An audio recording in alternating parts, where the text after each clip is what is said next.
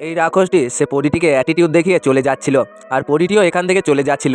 কিন্তু তার জানতে ইচ্ছা করে যে এই রাক্ষসটি এত যন্ত্রণার মধ্যে দিয়েও সে কেন পাথর জমা করছিল। এরপরে দেখে যে সেই রাক্ষসটি অ্যালোভেরা চিবাচ্ছে, আর সেটিকে সে পাথরের মধ্যে রেখে দেয়, আর তার উপর আর একটি পাথর চিপকে দেয়। আর এই পরীটি সেই রাক্ষসের পিছন করতে শুরু করে দেয়। আর তারপরে সেই পরীটি তার লোম দিয়ে একটা পোশাক বানিয়ে ফেলে, আর সেখানে দাঁড়িয়ে থাকে। কিন্তু রাক্ষস তাকে দেখেও না দেখার ভান করে, তার বিছানা মারিয়ে দেয়। তার জমা করা পাথর এই রাক্ষসটি তার লেজের বাড়িতে সেখান থেকে ফেলে দেয়। কিন্তু পরীর সুগন্ধে সে তার প্রেমে পড়ে যায়, আর তারা খুব ভালো বন্ধু হয়ে যায়। তারা একসাথে থাকতে শুরু করে, আর সেই টাওয়ারটি খুব তাড়াতাড়ি বানানোর জন্য পরীটি এবং রাক্ষসটি কাজ করতে থাকে, যাতে সেই টাওয়ারটি আরও তাড়াতাড়ি হয়ে যায়। কিন্তু রাতের বেলা যখন এই পরীটি শুয়ে পড়ে, তখন সেই রাক্ষসটি একাই সে পাথর জমা করতে শুরু করে দেয়। আর এখন পরীটি তার লোমের উপরে ঘুমাচ্ছিল।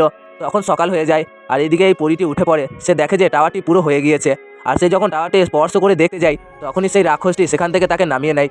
কারণ এই রাক্ষসটি রাতে হুঙ্কার দেয়।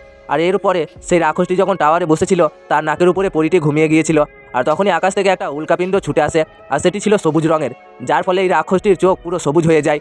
আর সকালে ঘুম থেকে উঠে দেখে যে রাক্ষস সেখানে নেই। তার বান্ধবীকে সে ডাক দেয়, আর তার বান্ধবী তাকে খুঁজে পেয়ে যায় বরফের দেশে। কিন্তু এই রাক্ষসটি তাকে সে মেরে দেয় আর বরফের দেশে ফেলে দেয়। তখনই তার বান্ধবী সেখানে চলে আসে।